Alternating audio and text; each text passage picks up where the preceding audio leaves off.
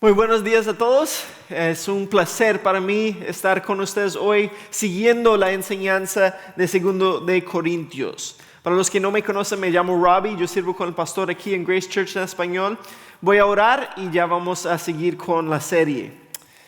Señor, te damos gracias. Venimos delante de ti con deseos de entender y aplicar tu palabra a nuestras vidas. Realmente es por eso que lo estudiamos, no porque es simplemente un libro que nos da sabiduría humana, sino porque creemos que es la verdadera palabra de Dios. Y por eso, Señor, queremos excavar en las riquezas, a profundidad de esas escrituras y así aplicarlas a nuestras vidas para que podamos vivir para tu gloria. Yo pido que me des sabiduría de cómo explicar con claridad lo que tienes para nosotros hoy. Es en el nombre de Jesús que oramos. Amén. Como mencioné, vamos a seguir adelante con nuestra serie de 2 de Corintios. Los versículos 11 del capítulo 12 al inicios del capítulo 13. Yo sé que muchos de ustedes están viendo eso después aquí en Estados Unidos de la semana de acción de gracias. Espero que hayan tenido una excelente semana. Yo sé que aunque esto no ha sido un año que tal vez hubiéramos esperado o podríamos haber predicho, pero igual hay mucho que estar agradecido.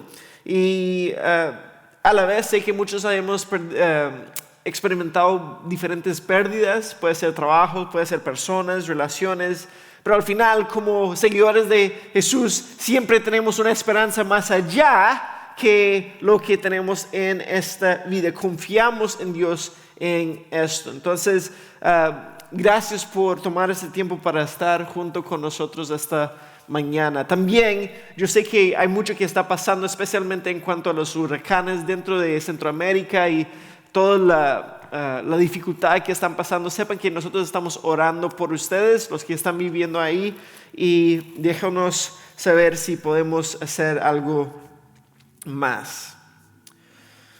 Muy bien, mientras que van en sus Biblias a capítulo 12, vamos a estar en el versículo 11. Mi esposa y yo tuvimos una oportunidad de vivir en la costa, en una playa en Costa Rica por unos meses.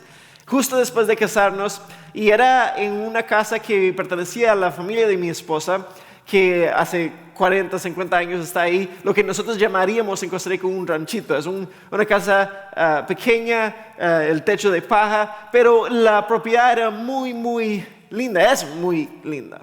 Y alrededor de la propiedad había diferentes árboles, son enormes, son muy lindos y son árboles que nosotros llamamos árboles de almendra, pero había una que estaba más cerca a la orilla de la playa que nunca creció. Entonces yo pensaba que era más nueva porque el tronco era muy pequeño, parecía más un árbol de un año y medio en vez de un árbol de 7, 8, 9, 10 años como lo que tenía. Y la pregunta natural cuando uno ve algo aún en la naturaleza que es así es: ¿por qué no crece? ¿Por qué no crece? ¿Por qué sigue estancado? ¿Por qué sigue pequeño? Y eso es lo que nosotros vamos a ver hoy en el texto, que creo que a veces nosotros tenemos que preguntarnos a nosotros mismos, examinarnos a nosotros mismos y aún a los que están alrededor de nosotros. ¿Por qué no crecemos espiritualmente?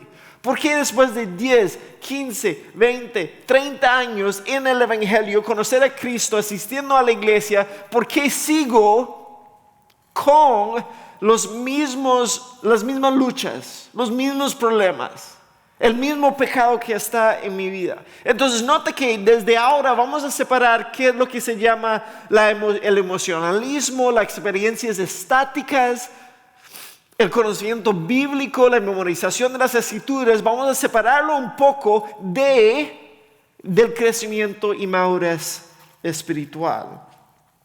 Nosotros sabemos desde el contexto del libro de 2 de Corintios y del 1 de Corintios que eso fue una iglesia sumamente dotada, muchos dones espirituales, y a la vez Pablo tiene que seguir hablándoles retándoles a crecer. Entonces, vamos a ver algunas expectativas que Pablo tiene para su congregación aquí en 2 Corintios. Siempre tener una expectativa dentro de una relación ayuda. Entonces, mi esposa sabe qué es lo que yo espero de ella, y ella sabe lo que yo, y yo sé lo que ella espera de mí.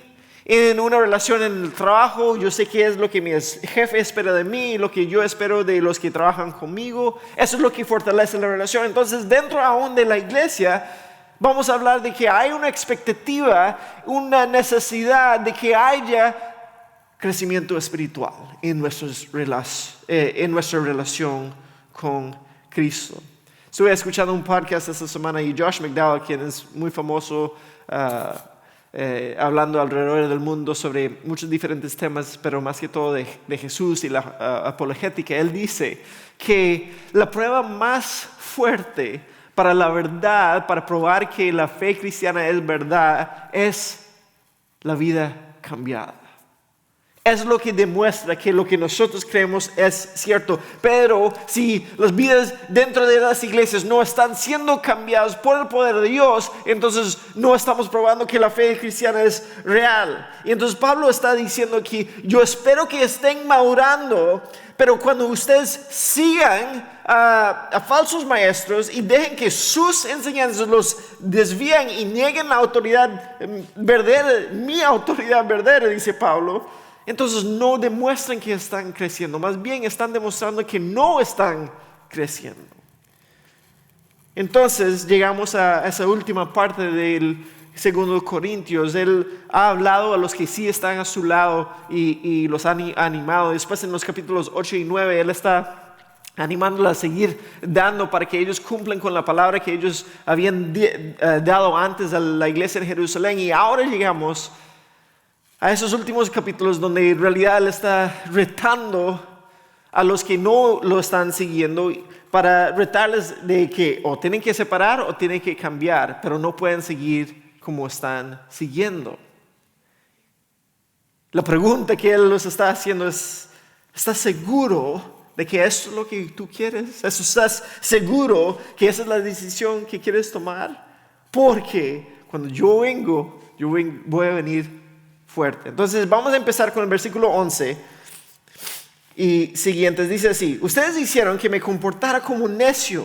Deberían estar escribiendo elogios acerca de mí, porque no soy de ninguna manera inferior a esos superapóstoles. Eso lo vimos desde hace 2 semanas que él estaba utilizando esas palabras. Aun cuando yo no sé nada en absoluto. Cuando estuve con ustedes les di pruebas que soy un apóstol, pues con paciencia hice muchas señales, maravillas y milagros entre ustedes. Lo único que no hice y que sí hago en las demás iglesias fue convertirme en una carga financiera para ustedes. Por favor, esa es una manera sarcástica de escribir, perdónenme por esta falta. Entonces Pablo aquí vuelve a repetir sus pruebas como apóstol a la iglesia de 2 de Corintios. Pero lo que tenemos aquí básicamente es que él está diciéndoles que ustedes tienen que saber que yo soy diferente que mis oponentes. Yo estoy demostrando que no soy como esos falsos apóstoles que se llaman superapóstoles, pero en realidad no están calificados y ustedes me están negando a mí. Porque, y esa es la diferencia mayor, ellos se aprovechan de ustedes y yo no.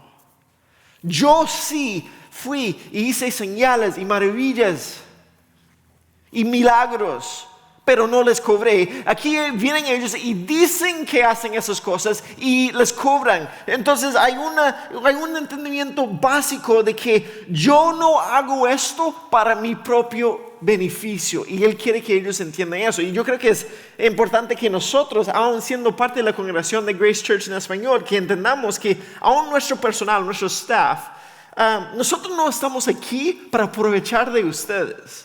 Y yo sé que dentro de las iglesias, en nuestro contexto, muchas veces lo primero que viene a la mente cuando escuchan de pastor o líder en la iglesia o de la iglesia es que, no, ellos solo quieren mi dinero.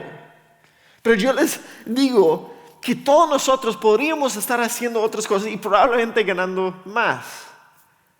Quiero que ustedes sepan que nosotros estamos aquí por amor a ustedes y porque es la responsabilidad que Dios nos ha dado a nosotros. Y yo tengo personas de mi familia que me vacilan y me dicen, Robbie hace eso porque no sabe cómo hacer nada más. Y yo no sé si es cierto o no, pero lo que yo sí quiero que sepan es que nosotros estamos bien, nosotros hacemos eso porque creemos que eso es lo que Dios nos ha llamado a hacer, que Él es lo que nos ha dado a hacer. Entonces entiendan eso. Es importante que tengamos ese entendimiento básico porque significa que aun cuando hablamos fuerte, aun cuando hablamos duro, aun cuando llamamos a cuentas a las personas que son parte de nuestra congregación, es para el bien de ellos. No es para nuestro propio provecho. De nada nos sirve eso. Y es justo lo que Pablo va a decir ahora en el versículo 14 y 15. Dice, ahora voy a visitarlos por tercera vez y no les seré una carga. O sea, él sigue repitiendo, yo no voy a cobrarles, pero aquí es, no busco lo que tienen, busco a ustedes mismos. Yo no busco lo que ustedes me pueden dar, yo busco quiénes son ustedes. Después de todo, los hijos no mantienen a los padres. Al contrario, son los padres quienes mantienen a sus hijos. Con gusto me desgastaré por ustedes y también gastaré todo lo que yo tengo. Aunque parece que cuanto más los amo a ustedes, menos me amen ustedes a mí. Vamos a volver al versículo 14.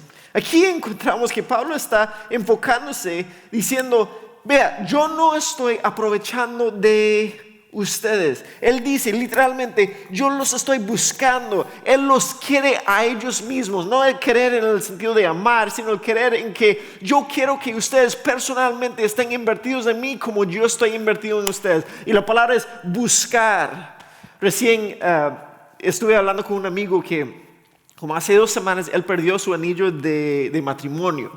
Él tiene 50 años casado con la esposa, entonces él estaba medio preocupado, dice, yo no puedo creer que lo perdí. Entonces incluso llamó a alguien que hace esas cosas, que va y busca llaves que están perdidas o anillos que están perdidos. Cuando estuve preparando este sermón, yo le escribí y me dijo, no, todavía no lo he encontrado. Después de la iglesia, el domingo pasado, él me llama, Robbie, yo lo encontré, estaba ahí guindado en un arbusto por ahí, pero lo encontramos. Pero se nota que él estaba en esa búsqueda intensa y intencional por 2 semanas completas. Eso es lo que Pablo quiere. Él está entregado a esas personas, pero no por lo que ellos le pueden dar. Él quiere a ellos mismos. Entonces él busca a ellos. Incluso lo vimos en el capítulo 4 donde él dice, no, yo me someto a esa búsqueda de ustedes, yo soy como esclavo a ustedes, yo quiero lo mejor para ustedes. Está hablando de su ministerio. Él quiere solidificar la realidad de que ellos pueden confiar en él y por eso utiliza una ilustración aquí. Segunda parte del versículo. Después de todo, los hijos no mantienen a los padres. Al contrario, son los padres quienes mantienen a sus hijos. En ninguna cultura encontramos donde niños de 3, 4, 5 años están encargados y responsables de mantener a sus padres. Y eso es lo que él dice. Yo soy el padre de ustedes en la fe, así que yo soy el que voy a mantener a ustedes. Después lo describe así, 2 puntos. Con gusto, 1, me desgastaré por ustedes, o sea, eso es algo personal de él. De mí, yo voy a sacrificar lo que yo tengo, mis deseos para esa misión de servir a ustedes. Y también gastaré todo lo que tengo. Entonces no solamente sacrifico de mí mismo, sino sacrifico de todos los recursos que yo tengo. Pero él lo hace no con tristeza, él no lo hace de una manera reacia, él lo hace con gusto. Es su placer. Aquí en Estados Unidos tenemos, especialmente en el sur, un restaurante que se llama Chick-fil-A. Ellos son conocidos por todo Estados Unidos por su servicio al cliente. Su comida es buena, pero todo el mundo va ahí y por su servicio al cliente. Entonces, cuando sea que tú le dices gracias, ellos dicen, es mi placer o con gusto. Es algo entrenado dentro de la cultura de ese restaurante. Ellos no lo hacen a reacio. A veces uno va a otros restaurantes y siente mal por pedir la comida que está haciendo, pero ellos te hacen sentir, no, eso lo hago con bien a ustedes y para ustedes. Eso es lo que Pablo está diciendo. Yo me desgastaré por ustedes y gastaré todo lo que tengo, pero con gusto. Y eso es lo que significa ser papá y mamá, ¿no? Muchas veces nosotros tenemos que cambiar para el bien de nuestros hijos. No compramos todo lo que queremos para el bien de ellos. Pero la mayoría, por lo menos, no andamos quejando por eso. Oh, nos están quitando nuestros privilegios. No, porque reconocemos que es nuestra responsabilidad y entonces lo hacemos con gusto. Todo esto, yo quiero que vean, eso es el carácter de un líder cristiano. Y yo diría, aún no solamente el carácter de un líder cristiano, es un carácter de cualquier seguidor de Jesús. Porque eso demuestra el carácter de Jesús. Eso demuestra el carácter del Padre. El Padre dio su Hijo para que nosotros pudiéramos ser salvos. Jesús dio su vida para que nosotros pudiéramos ser salvos. Aun cuando nosotros lo rechazamos. Entonces en el jardín de Edén, cuando Dios podría haber acabado con la raza humana, Él igual dejó que los viviera. Después puso en pie el plan de redención, de salvar a los seres humanos.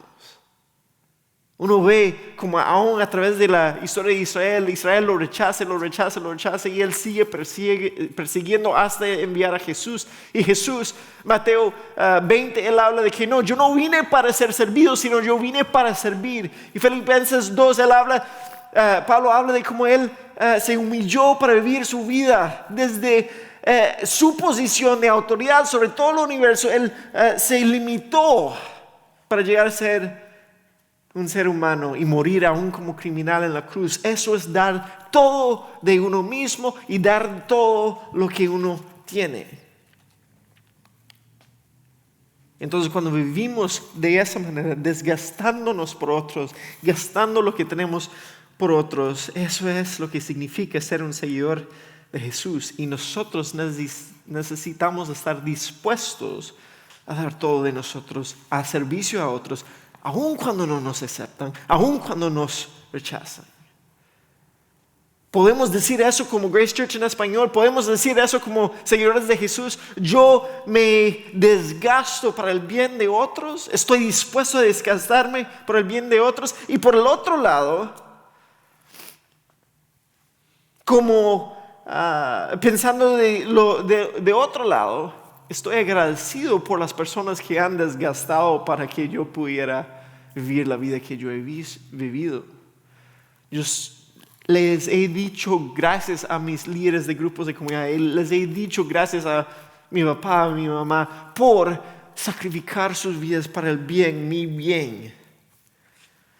Y yo sé que acabamos de terminar toda esta semana de acción de gracias. Es por eso que es, sí, gracias Dios por todo lo que nos has dado, pero también gracias Dios por las personas que has puesto en mi vida.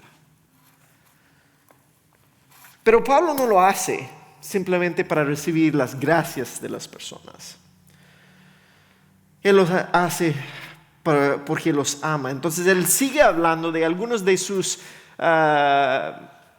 aprendices, Tito y algunos otros hombres que él ha enviado en los versículos 16 al 18, que ellos también han desgastado sus vidas para el bien de Corinto.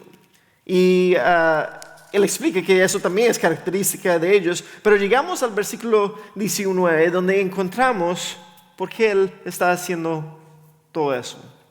Tal vez piensan que decimos estas cosas solo para defendernos. No. Entonces eso no es una defensa, nada más una defensa de su apostolado, pero él dice, les decimos esto como siervos de Cristo. Entonces como su posición de siervo como Cristo y con Dios como testigo y delante de Dios. Entonces ellos están convencidos de que la razón que están haciendo esto, primeramente es por su posición en Cristo y segundo, porque Dios es el testigo. Todo lo que hacemos, queridos amigos, es para ¿qué? Para fortalecerlos. Es para tu bien. La motivación de Pablo no es el reconocimiento, no es ni el agradecimiento. La motivación es que él está seguro en quién es como Cristo y Dios como su testigo, y él sabiendo que es para el bien de las personas que forman parte de esta congregación. Nosotros también deberíamos de hacer lo que nosotros hacemos para el bien, el beneficio y la bendición de otros, aunque nos cuesta.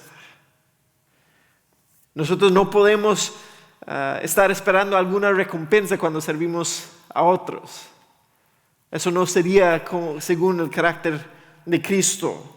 Hay que examinar nuestras motivaciones. No hace mucho estuve con un señor y salí a almorzar con él y me estaba diciendo, Robbie, no entiendo, yo invito a todos a mi casa y yo les doy todos a mi casa y nadie nunca me invite.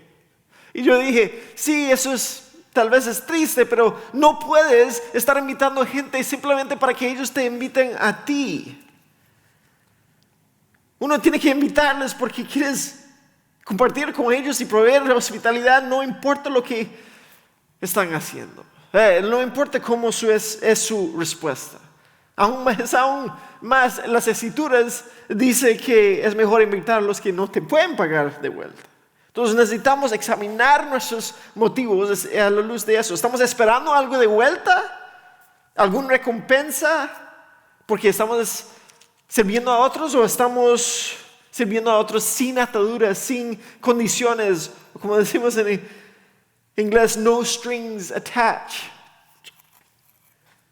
Ese es el servicio verdadero, ese es el sacrificio verdadero y nosotros tenemos que entender que nuestra motivación no viene simplemente porque nosotros queremos o es porque cabe perfectamente con nuestros dones. No, es para el bien de otros, es parte de lo que Dios nos ha dejado hacer, nuestra responsabilidad. Entonces, Él no está diciendo, yo digo todo eso para defender mi causa, más bien es para que ustedes dejen de seguir los equivocados y crezcan en su fe, porque es el bien para el bien de ustedes. Sigo leyendo, versículo 20. Pues temo que cuando vaya no me gustará lo que encuentre y que a ustedes no les gustará mi reacción. Temo que encontraré peleas, celos, enojo, egoísmo, calumnias, chismes, arrogancia y conducta desordenada. Él sabe qué es lo que crean esos falsos maestros dentro de la iglesia. Ellos crean división. Entonces, mientras que el Espíritu de Dios crea unidad y da fruto del amor y gozo y paz y paciencia y bondad y benignidad y fe y mansedumbre y dominio propio, esos falsos maestros creen exactamente lo opuesto. Y sin embargo, ellos quieren seguir a ellos. Uno sabe cuando uno puede llegar a una iglesia y ve las divisiones que esa persona sigue a otra persona y esa otra persona sigue a otra persona. Están divididos, el ambiente es muy cargado, hay mucha tensión y cuando eso pasa dentro de la iglesia, entonces una iglesia no puede cumplir con la misión que Dios les ha dado. Entonces Pablo dice, yo temo que cuando yo vaya, eso es lo que voy a ver por causa de esos falsos maestros. Versículo 21, así es, tengo miedo de que cuando vaya de nuevo Dios me humille ante ustedes. Él vuelve a repetir, yo voy a ver el fallo en mi propio liderazgo y eso me va a humillar. Eso significa que no hice lo que yo no podía hacer. Y quedaré entristecido porque varios de ustedes no han abandonado sus viejos pecados, no se han arrepentido de su impureza, de su inmoralidad sexual, ni del intenso deseo por los placeres sensuales. La base de la preocupación de Pablo por el bienestar de los corintios es su temor que la rebelión continua, que ellos que no se han arrepentido, los lleva a ser condenados por Dios.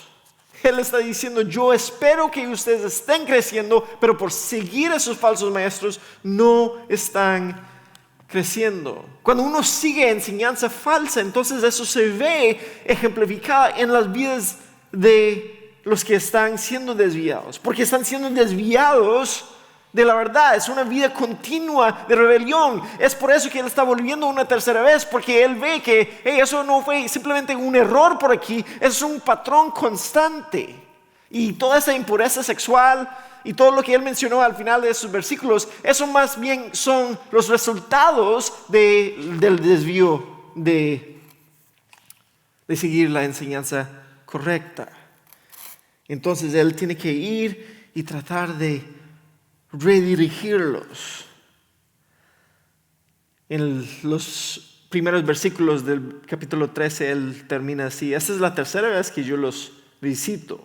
Y como dicen las escrituras, los hechos de cada caso deben ser establecidos por el testimonio de 2 o 3 testigos. Está diciendo, eso no es algo que pasó de repente, es algo, un patrón que sigo viendo. Ya puse sobre aviso a los que andaban en pecado cuando estuve ahí durante mi segunda visita. Ahora les advierto que de nuevo a ellos y a todos los demás, tal como lo hice antes, que la próxima vez no tendré compasión de ellos. Es la tercera vez.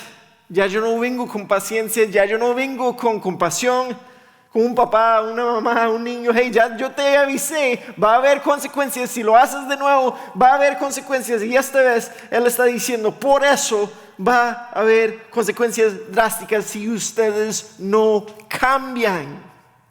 Él explica, nuestra motivación es para tu bien. La meta es que estén maduros espiritualmente, así que yo espero que estén creciendo hacia esa madurez espiritual, que ustedes no han demostrado eso. Voy a cerrar esta sección con 3 aplicaciones que creo que son importantes para nuestra propia vida. Cuando vemos la motivación de Pablo, ahí también vemos la misma motivación para nosotros. Nuestra motivación dentro de esta iglesia y para ustedes, para la iglesia, es la madurez espiritual. No es que ustedes superen las dificultades en sus vidas, no es para mejorar el mundo, tampoco es para nosotros como controlar lo que ustedes están haciendo en sus vidas, no es para nuestro propio beneficio. Nuestra motivación en hacer lo que nosotros estamos haciendo es su madurez espiritual, es que tengan una vida, una relación personal con el Dios Todopoderoso, donde te da la esperanza de la vida eterna por lo que hizo Jesús en la cruz. Eso es la meta, que ustedes pueden entender y así aplicar y experimentar la transformación que hace el poder del Espíritu en uno. Eso es nuestra motivación. No es que nosotros estamos tratando de aprovechar de ustedes, pero por eso, si nuestra motivación es para la iglesia es la madurez espiritual, entonces la meta de la iglesia es la madurez espiritual. La motivación viene de los líderes de la iglesia, la meta es para la iglesia. Eso es el destino final. Ser un discípulo de Jesús, alguien que sigue a Jesús, que ama como Jesús, que sirve como Jesús, que es humilde como Jesús. No es solo asistir a la iglesia, no es solo cantar algunas canciones, no es saberlo todo, no es tener experiencias estáticas y tener mucha emoción y poder hablar en un lenguaje cristiano. No, la meta es la madurez espiritual. Y por eso la expectativa dentro de la iglesia debe ser una expectativa de crecimiento espiritual. Es por eso que nosotros queremos verlos constantemente tomando los pasos necesarios para crecer. Una de las cosas más frustrantes para cualquier líder es no ver movimiento en las vidas de las personas. Y yo entiendo, hay diferentes tiempos de la vida cuando uno sí está creciendo, otros tiempos que no está creciendo, hay otros tiempos que uno está listo para seguir creciendo, hay otros tiempos cuando uno está muy seco y no simplemente le cuesta. Entonces nosotros reconocemos que eso es un proceso, es un proceso para poder progresar en nuestra fe, pero igual siempre va a ser una expectativa de parte de nosotros. Entonces, en cuanto a la motivación, hay que hacernos a nosotros mismos la pregunta: ¿qué es lo que nos impulse? ¿Qué es lo que motiva a nosotros a cuidar a los otros? ¿Es por nosotros mismos? ¿Por qué hacemos lo que hacemos? ¿Para que la gente pueda vivir en una relación con Dios, o es para algo personal? En cuanto a la meta de la iglesia, nosotros tenemos que decidir cuál es la meta de mi vida. Yo de verdad quiero crecer a tener una vida espiritual, una relación verdadera con Cristo, o yo simplemente quiero venir y sentir que he satisfecho mis deseos religiosos. Y por último, me pregunta si nuestra expectativa en la iglesia es el crecimiento espiritual. La pregunta que les hago y yo me hago a mí mismo es que si estamos creciendo de verdad. Mi gran anhelo es que nosotros no seamos una congregación falsa. Yo no quiero ser una iglesia impulsada por emoción hacia un cristianismo nominal, solo por nombre. Yo quiero ver dentro de nuestra iglesia vidas donde el Espíritu está produciendo arrepentimiento, donde el Espíritu está produciendo obediencia. Entonces nosotros tenemos que decir, si yo estoy dispuesto a hacer el trabajo duro de crecer, si hay algún pecado que hay que erradicar, hay una distracción alrededor de mí que yo tengo que quitar, o yo estoy muy ocupado, estoy siendo muy perezoso. El hablar es barato, pero la perseverancia es una de las evidencias más grandes de una conversión genuina. Entonces nosotros tenemos que estar pensando, esto se ve en mi vida. Nuestra motivación para la iglesia es la madurez espiritual de ustedes. La meta de nuestra iglesia es la madurez espiritual de ustedes. Y nuestras expectativas en la iglesia es el crecimiento espiritual de todos nosotros. Que Dios nos dé la gracia para poder crecer en Él, en su gracia. Señor, te damos gracias porque sabemos que nada de eso sería posible a menos que tu Espíritu está obrando en nosotros. Y no tendríamos el Espíritu a menos que viniera tu Hijo para morir en la cruz. Porque no tendríamos esperanza en nuestro pecado, pero por la obra que Él cumplió en la cruz, ahora Él toma mi lugar y yo puedo ser declarado justo delante de ti. Y por eso, Señor Jesús, aún en esta vida, aún en esta tierra caída, este mundo caído, yo puedo crecer en una relación verdadera contigo. Y igual con mis hermanos. Yo pido que si los que están escuchando esto, donde sea que estén, pueden poner su fe en esa realidad. Gracias, Señor, porque no lo merecemos, igual nos has perseguido con la verdad. Ponemos nuestra fe en ti. Y es en el nombre de tu Hijo Jesús, que es sobre todo nombre, que oramos. Amén.